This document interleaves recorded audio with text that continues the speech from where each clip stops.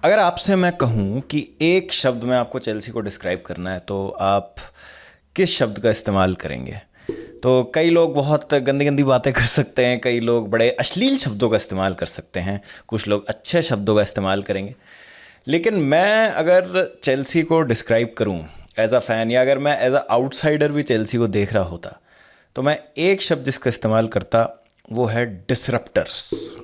Chelsea ना disrupt कर देती है चीज़ें जो चल रही होती है ना, जिस तरीके से भी चीज़ें चल रही होती है ना फुटबॉल में नॉर्मली, या कोई कन्वेंशनली कुछ हो रहा होता है, चेल्सी आती है और उस चीज़ को ना बदल के रख देती है। बदल के क्या रख देती है? पूरे लैंडस्केप को हिला देती है। आपको पता है रोमन अब्रामोविच ने जब चेल्सी को खरीदा और जिस तरीके की इन्वेस्टमेंट की, चेल्सी को चैंपियंस बनाया, चैंपियंस लीग जीते 2012 में, इस सब के चलते फाइनेंशियल फेयर प्ले का इंट्रोडक्शन हुआ था फुटबॉल में। चेल्सी से पहले किसी भी क्लब ने इतनी इन्वेस्टमेंट एक साथ नहीं कर दी थी कि फाइनेंशियल फेयर प्ले को लागू कर दिया जाए। क्लब्स पैसा खर्च करते थे, प्लेयर्स इधर उधर जाते थे, वेजेस भी दिए जाते थे, लेकिन ऐसा कभी कोई रेगुलेशन लागू नहीं किया गया था चेल्सी के आने से पहले।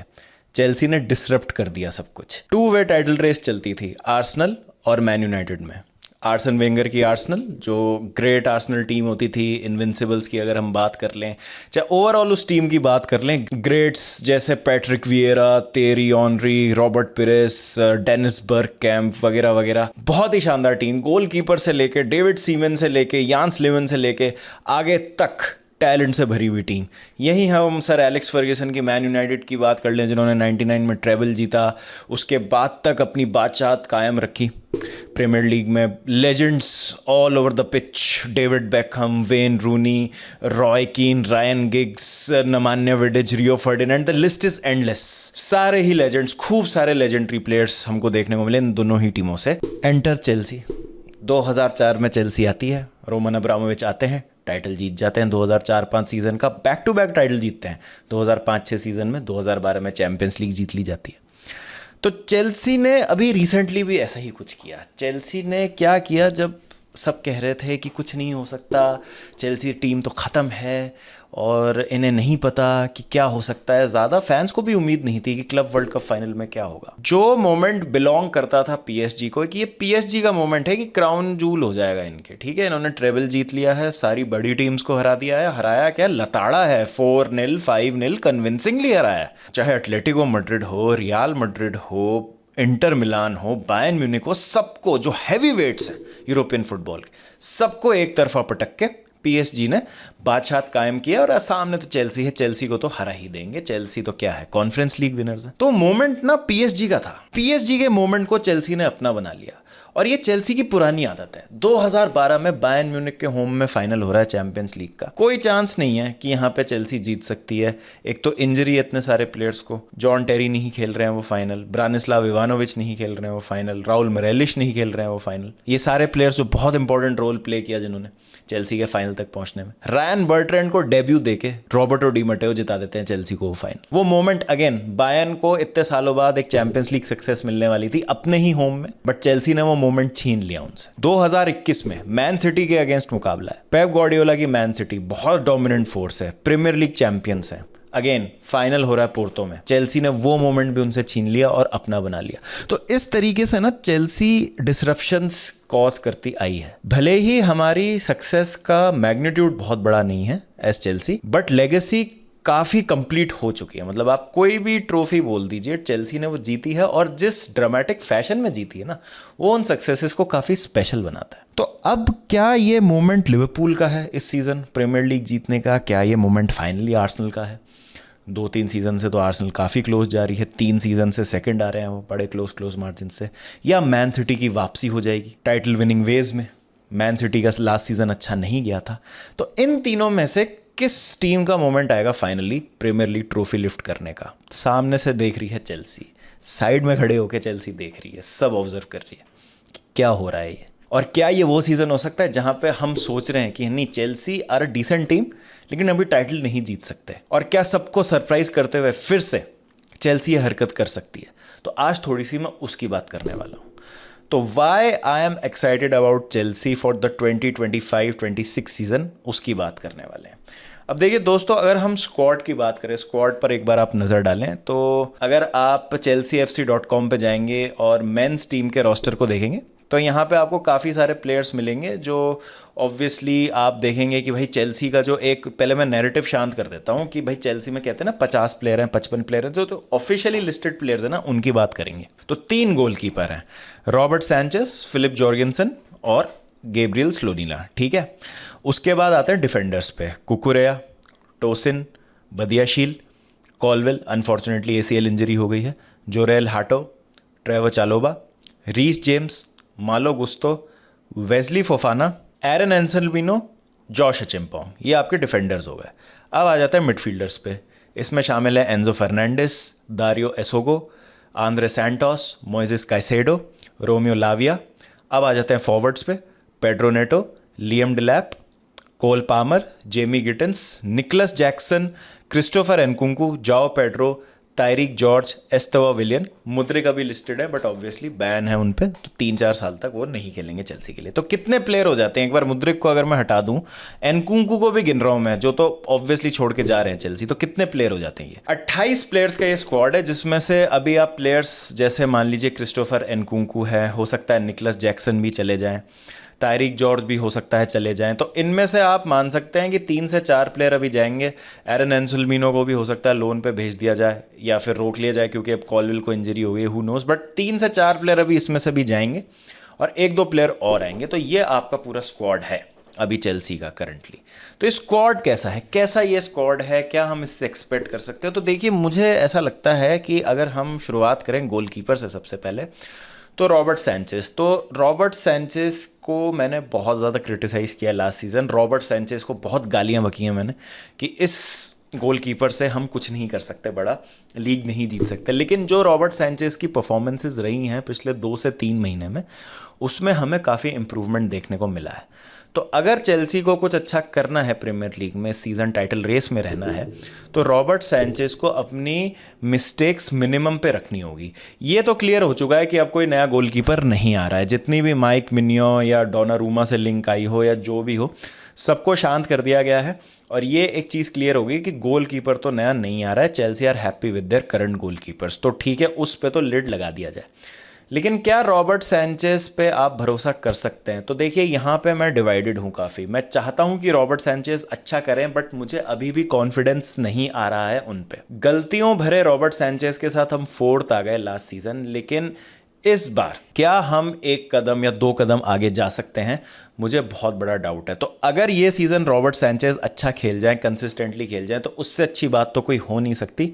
बट आई फील कि ये एक हमारे लिए कॉज फॉर कंसर्न हो सकता है। तो देखते हैं रॉबर्ट सैंचेस का सीज़न कैसा रहता है।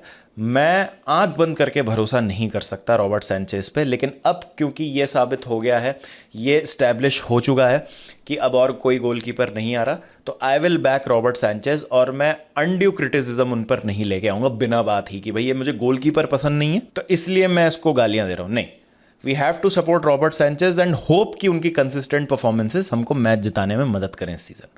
अब आ जाते हैं हमारी डिफेंस लाइन पे।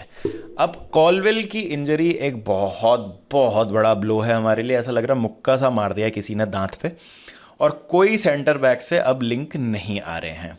एक जो हमने अच्छा एडिशन किया है वो है जोरेल हाटो, लेकिन जोरेल हाटो को एक कुकुरेया के बैकअप के तौर पे रिक्रूट किया गया है rather than out and out centre back. Renato Veiga का कोई चांस नहीं है टीम में वापस आने का। सब यही कह रहे थे कि रेनाटो वेगा को रोक लो, उसको तो लेफ्ट सेंटर बैक भी खेलना था, बट रिलेशनशिप खराब हो चुकी है रेनाटो वेगा की और चेल्सी फुटबॉल क्लब की, तो रेनाटो वेगा तो is on is way out currently. अभी भी वो चेल्सी के प्लेयर हैं टेक्निकली, बट आप जैसा देख सकते हैं रॉस्टर में लिस्टेड नहीं है। तो बाकी अगर हम डिफेंडर्स की बात करें और बैक लाइन अगर मैं देखूं, तो राइट बैक पे आपके पास 2 बहुत अच्छे ऑप्शंस हैं, रीस जेम्स और मालो गुस्तो। लेफ्ट बैक पे आपके पास कुकुरेया तो हैं, और उनके एक बहुत अच्छे बैकअप आ जाते हैं जोरेल हाटो, जो आपके लेफ्ट सेंटर बैक में भी स्लॉट इन कर सकते हैं। तो एक मल्टीपर्पज़ डिफेंडर आ जाते हैं आपके पास। और जेम्स और कुकुरेया के लिए आप कह सकते हैं कि डिबेटेबल है, but are they one of the best full back pairings in the league? क्योंकि अभी अगर हम लिवरपूल की फुल बैक पेयरिंग की भी बात करें, करकेस और फ्रिम्पोंग की, तो वो एक नई पेयरिंग होगी। यहीं पे ही अगर हम मैन सिटी की पेयरिंग की बात करें तो आयत नूरी या मथायस नूनेस, तो क्या ये actually out and out best pairing है? और ये भी एक नई पेयरिंग है क्योंकि आयत नूरी आए हैं अभी मैन सिटी, नई साइनिंग है वो। उसके बाद अगर हम आर्सेनल की बात करें तो माइल्स लुइस स्केली, काला फ्योरी लेफ्ट बैक हैं, Ben white timber right back है, अच्छे ऑप्शंस हैं। लेकिन मुझे ऐसा लगता है अगर हम गोल थ्रेट और डिफेंसिव अप्रोच की बात करें ना, तो मेरे ख्याल से आर्ग्यूबली कुकुरेया और Reece James if not the best top 3 full back pairings में तो है लीग के आराम से। तो वहां पे एक बहुत बड़ा बूस्ट है हमारे लिए कि अगर ये दोनों प्लेयर्स फिट रहते हैं तो एक बहुत अच्छी चीज हो जाएगी हमारे लिए। उसके बाद आते हैं अब सेंटर बैक पेयरिंग में। अब सेंटर बैक पेयरिंग का क्या करना है, तो काफ़ी टाइम तक मुझे ऐसा लगता है कि टोसिन और चालोवा की सेंटर बैक पेयरिंग हमें दिखने वाली है। वेस्ली फोफाना अगर फिट रहते हैं तो आई थिंक बहुत सारे लोगों को जिन्होंने चेल्सी को वीक इन वीक आउट खेलते नहीं देखा है, उनको आइडिया नहीं है कि फोफाना कितना इंपॉर्टेंट प्लेयर हो सकता है हमारे लिए। क्योंकि फोफाना और कॉलविल की जब पार्टनरशिप चल रही थी और फोफाना को जैसी इंजरी हुई तो लास्ट सीजन आपको याद हो वो एकदम से स्लंप आ गया था हमारे फॉर्म में एवर्टन वाले मैच के बाद, क्योंकि फोफाना को इंजरी हो गई थी उसके आसपास and then we were never the same team. और फिर वो टेक्टिकल एडजस्टमेंट्स करने में एंजो मैरेस्का को टाइम लग गया। एंजो मैरेस्का पे भी मैं आऊँगा एंड में, बट ये एक बहुत इंपॉर्टेंट पॉइंट है कि फोफाना की फिटनेस का क्या होगा। लेकिन मुझे ऐसा लगता है कि अब इतना ग्रो कर लिया है मैरेस्का ने एज अ मैनेजर कि वो एक दो प्लेयर पर अब डिपेंड नहीं करेंगे कि वो उनकी बैकलाइन संभाल रहे हैं, अगर वो प्लेयर अवेलेबल नहीं है तो क्या होगा। तो उस लिहाज से मुझे लगता है कि थोड़ा सा शायद कन्विंसिंग नहीं लग रही अभी centre back pairing without कॉलविल, but शुरू के जो 5-6 मैचेस हैं उसमें मुझे लगता है कि टोसिन, चालोवा, फोफाना जब भी फिट होके वापस आएंगे, हाटो हो गए, बदियाशील की भी फिटनेस अभी थोड़ी सी क्वेश्चन मार्क है उन पे कि उनकी वापसी कब होगी। ऐसा कह रहे थे कि अगस्त एंड तक वो भी फिट हो जाएंगे। तो I think there is enough वहाँ पर। जॉश एचेम्पोंग पे हो सकता है भरोसा दिखाया जाए, थोड़ा भरोसा हो सकता है एरन एंसेल्मिनो पे दिखाया जाए, यंगस्टर्स को चांस दिया जाए, बट मुझे ऐसा लगता है कि स्टेबल सेंटर बैक पेयरिंग की आपको ज़रूरत होती है अगर आपको लीग जीतनी है। एंड अनफॉर्चुनेटली कॉलविल की इंजरी होने के कारण वो हमारे पास है नहीं। अगर कॉलविल फिट रहते तो आप राइट सेंटर बैक चेंज कर सकते थे। कभी आपने टोसिन खिला लिया, कभी आपने चालोवा खिला लिया, चेम्पोंग खिला लिया। आपको कॉलविल को रेस्ट देना है तो आप हाटो खिला सकते हैं उधर। लेकिन अब अगर कॉलविल नहीं है तो हाटो हो गए या चालोवा, टोसिन हो गए, इन पे बहुत ज़्यादा लोड आने वाला है। तो देखते हैं उस लिहाज से हम डिफेंस को कैसे अप्रोच करेंगे। क्या हमारा डिफेंस ख़राब है? बिल्कुल भी नहीं। मुझे नहीं लगता कि हमारा डिफेंस ख़राब है, क्योंकि अगर आपको लास्ट सीज़न भी याद हो, कॉलविल का पूरा सीज़न अच्छा नहीं गया था। बीच में एक फेज था जहाँ कॉलविल ने भी बहुत गलतियां की थी, लेकिन कॉलविल की भी कंसिस्टेंसी हमें पिछले 4-5 महीने में देखने को मिली है। प्लेयर्स इवॉल्व हो रहे हैं धीरे धीरे, they are growing in their roles, और जो उनसे एक्सपेक्टेड है ना वो काफ़ी कंसिस्टेंटली कर रहे हैं। तो हमारा थर्ड बेस्ट डिफेंस था स्टैटिस्टिकली। अगर आप देखेंगे तो हमने थर्ड लीस्ट गोल्स कंसीड किए थे प्रीमियर लीग में, जिसमें 5 गलतियां तो डायरेक्ट रॉबर्ट सैंचेज की थी लीडिंग टू अ गोल। तो ये चीज़ें मुझे लगता है कि हम और टाइट करने वाले हैं इस सीज़न, और सेम गलतियां हम कम दोहराएंगे। तो उस लिहाज से हमारा डिफेंस और टाइट हो सकता है, मुझे ऐसा लगता है। तो ये एक बहुत इंपॉर्टेंट चीज़ है कि सेंटर बैक पेयरिंग हम किस तरीके से स्टेबल रख पाएंगे, and if we find a way I think हमारे चांसेस और बेहतर होते हैं। अब आता है मिडफील्ड पे। तो देखिए मिडफील्ड का जो पिवट है हमारा वो तो सेट है। बात थी सिर्फ कि आप इनके बैकअप्स क्या लेके आएंगे, और मुझे ऐसा लगता है कि बैकअप्स की रिक्रूटमेंट ना बहुत सॉलिड हो गई। देखिए एंजो कायसेडो ने तो संभाल लिया मोर्चा पूरी तरीके से कि भाई ये ही है जो है, हम हैं, और अब हमें आप अच्छे बैकअप्स दे दो, बाकी हम संभाल लेंगे। तो आपके पास एंजो के लिए एक लाइक फॉर लाइक बैकअप आ चुका है, आंद्रे सैंटोस, जिनका स्टार्स ब्रो में भी बहुत अच्छा सीजन रहा था पिछला, और इस सीजन भी उनको जब भी मौका मिला उन्होंने इंप्रेस किया, चाहे वो प्री सीजन फ्रेंडलीज हो। क्लब वर्ल्ड कप में पाल्मेरास के अगेंस्ट काइसेडो अवेलेबल नहीं थे, जेम्स खेल रहे थे, जेम्स को वार्म अप के दौरान इंजरी हो गई थी, तो आंद्रे सैंटोस को खिलाया था। और आंद्रे सैंटोस चाहे काइसेडो के रोल में खेले चाहे एंजो के रोल में खेले, हमेशा इंप्रेस करते हैं। Again a brilliant signing for us, और लोड जो है इन दोनों प्लेयर्स पे थोड़ा कम हो जाता है। दारियो एसोगू एक बहुत स्मार्ट साइनिंग बन के उभर सकता है हमारे लिए, क्योंकि अगर हम डिफेंसिव वर्क रेट की बात करें तो काफ़ी इफेक्टिव लगे हैं अभी तक, जितना भी उनका सीज़न गया है, जितना भी उनका प्री सीज़न हमने देखा है। हाँ, शायद वो टेक्निकली गोइंग फॉरवर्ड उतने अच्छे नहीं हैं compare to Caicedo, young player हैं बहुत ज़्यादा, लेकिन डिफेंसिवली अगर हम बात करें, वो टैकल्स जीतना, वो डिसरप्शंस क्रिएट करना, इंटरसेप्शंस क्रिएट करना फील्ड में, बीच में न्यूसेंस क्रिएट करना, बेसिकली जो भी मिडफील्ड होती है ऑपोजिशन की, उसके लिए I think Essugo can do that very well. और इसमें आप डाल दीजिए Romeo Lavia, the most technical midfielder that we have in my opinion. But Lavia की फिटनेस पे हमेशा एक क्वेश्चन मार्क रहता है, तो पता नहीं। लेकिन एक ना डर लगा रहता था कि भाई काइसेडो को इंजरी हो गई या एंजो को कुछ हो गया तो कौन खेलेगा पिछले सीजन तक। वो चीज़ मुझे लगता है कि हमने किसी हद तक एड्रेस कर ली है।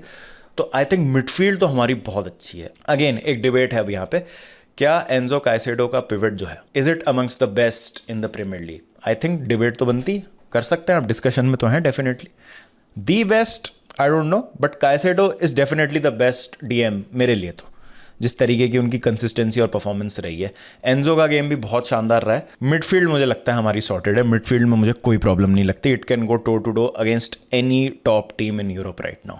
अब आ जाते हैं फ्रंट लाइन पे, which is the most exciting part of this Chelsea team. भाई जो हमने अभी तक देखा है ना, चाहे वो क्लब वर्ल्ड कप में हो, चाहे वो प्री सीजन में हो, जितनी आराम से हम खेल रहे हैं ना, और जो कॉम्बिनेशंस बन रहे हैं, ओ हो भाई मज़ा आ गया देख के। अलग अलग प्रोफाइल के प्लेयर आते हैं, अलग अलग तरीके से खेलते हैं। बहुत मुश्किल है इस चेल्सी फ्रंटलाइन के अगेंस्ट डिफेंड करना। कोल पामर की इफेक्टिवनेस कम क्यों हुई बीच में लास्ट सीजन? बिकॉज टीम समझ गई कि अगर इन पे डबल अप कर दिया जाए और कोल पामर पे 2 बंदे चढ़ा दिया जाए तो चेल्सी की क्रिएटिविटी जीरो हो जाती है। तो उसको काउंटर करने के लिए चेल्सी ने क्या किया, राइट साइड में एक और कोल पामर जैसा ही प्लेयर ला दिया है, Estevao Willian. Same profile, I am not saying ability same है, टाइम लगेगा विलियन को, बट जो प्रोफाइल है कि भाई वही फ्री फ्लोइंग एक प्लेयर जो बॉल चला सकता है अपनी मर्जी से, टेक्निकल है, 1v1 में काफ़ी अनप्रेडिक्टेबल है और has a good shot, good left foot. तो आप अगर एक को पकड़ने की कोशिश करेंगे तो दूसरा हमेशा फ्री रहेगा। तो मुझे इसलिए लगता है कि पामर का ना ये सीज़न बहुत ज़्यादा एक्सप्लोजिव हो सकता है इन टर्म्स ऑफ नंबर्स। उसके साथ आपको विड्थ देते हैं प्लेयर्स जैसे डायरेक्ट प्लेयर्स, स्पेस वाले, जेमी गिटन्स लेफ्ट पे, राइट पे पेड्रो नेटो। और एक सबसे बड़ी समस्या जो थी हमारी इतने टाइम से कि एक स्ट्राइकर चाहिए था हमें जो रूथलेस हो गोल के सामने और जो फिनिश करे अपने चांसेस, और जाओ पेड्रो ने वो प्रॉब्लम भी अभी तक ऐसा लग रहा है कि सॉल्व कर दिया। सीज़न शुरू नहीं हुआ है, 1 भी मिनट नहीं खेला अभी तक हमने सीज़न का, लेकिन जाओ पेड्रो ने 5 मैचेस में 5 गोल मार दिए और एक अच्छे फिनिशर है। सेम वेवलेंथ पे दिखते हैं। से इंपॉर्टेंट वर्ड ये है कि सेम वेवलेंथ पे होना। जो पाल्मर करने की कोशिश कर रहे हैं, जो पाल्मर करना चाह रहे हैं फील्ड पे, क्या कोई स्ट्राइकर है जो उनके साथ उनकी वेवलेंथ पे खेल सकता है? आई थिंक हमें वो स्ट्राइकर मिल गया है जाओ पेड्रो के रूप में। उसके बाद अगर आपको बैकअप चाहिए तो आपके पास लियम डिलैप है। मुझे लगता है जैक्सन इज लीविंग। मुझे ऐसा लग रहा है कि अगर ईसाक जाते हैं लिवरपूल तो जैक्सन 90% विल जॉइन न्यूकासल। तो मुझे तो लगता है जैक्सन इज लीविंग एंड कुंकू इज ऑल्सो लीविंग। तो अब उन पे तो हम नहीं बात करेंगे ज़्यादा, बट डिलैप, जाओ पेड्रो, बहुत अच्छी स्ट्राइक पार्टनरशिप है ये। दोनों को भी आप साथ खिला सकते हैं। आप पेड्रो को लेफ्ट खिला सकते हैं अगर आपको एक सांड स्ट्राइकर चाहिए, बीच में फिजिकल स्ट्राइकर चाहिए डिलैप जैसा, लो ब्लॉक्स के अगेंस्ट कि भाई बस बॉल पिंग करो, बीच में ये भाई डिलैप चाहिए हमें या जाओ पेड्रो चाहिए, दोनों जो बस हेडर मार के अंदर बॉल डाल दें। पेड्रो नेटो, अगेन जो फॉर्म पेड्रो नेटो का चल रहा है और जिस तरीके से उन्होंने गेम इंप्रूव किया तो वो एक अलग डायमेंशन लेके आते हैं, आपको डायरेक्टनेस प्रोवाइड करते हैं, प्लस उनकी क्रॉसिंग बहुत अच्छी है। और आपको बिट ऑफ ट्रिकरी चाहिए तो आप एस्तेवो विलियन को डाल सकते हैं वहाँ पे। पाल्मर का बैकअप भी है एस्तेवो विलियन, अगर नंबर 10 में आपको खिलाना हो उनको, और पाल्मर को अगर आपको रेस्ट देना। और अगर आपने लेवरक्यूसन वाला मैच देखा होगा तो इंटरचेंजेबली खेल रहे थे, कभी पाल्मर राइट में चले जा रहे थे तो कभी एस्तेवो विलियन सेंट्रल आ जा रहे थे, एंड वाइस वर्सा। उसके साथ अगर आप जावी सिमंस या गर्नाचो जैसा एक और प्लेयर डाल देते हैं लेफ्ट साइड में तो आपके पास और ज़्यादा डेप्थ हो जाती है in terms of the attack. तो मुझे ऐसा लग रहा है कि हमारा हर एक area apart from centre back pairing and a goalkeeper जो हम आंख बंद करके जिस पर ट्रस्ट कर सके, सॉर्टेड है फॉर द मोस्ट पार्ट। तो क्या लग रहा है मुझे चेल्सी के लिए क्या होगा एग्जैक्टली इस सीज़न? तो देखिए, मैंने अपने प्रिडिक्शंस में कहा था कि मुझे लगता है कि चेल्सी 3rd फिनिश करेगी, और वो 3rd का कारण इसलिए है, 2 मुझे कारण लगते हैं उसके, मेनली उस वीडियो में मैं ज़्यादा एलैबोरेट कर नहीं पाया था। तो देखिए, जो फटीग होगा ना वो कभी ना कभी कैचअप करेगा क्योंकि प्लेयर्स को रेस्ट तो नहीं मिला।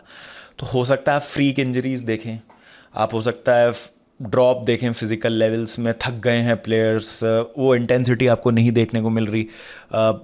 टीम्स जो लो हैं टेबल में लेकिन फिजिकल हैं, उनके अगेंस्ट हमें ग्राइंड करने पड़ रहे हैं 1-0 और बहुत कोई अच्छी फुटबॉल नहीं खेल रहे। ऐसे फेजेस आएंगे, हो सकता है वहाँ पे हमारी स्क्वाड डेप्थ ना will come in to play, कि ये जो बाकी बेंच पे प्लेयर्स हैं स्टार्टिंग 11 के अलावा, ये कितने केपेबल हैं उन मैचेस में अच्छी परफॉर्मेंसेस प्रोड्यूस करके 3 पॉइंट दिलाने के लिए हमको। Which brings me to the most important part,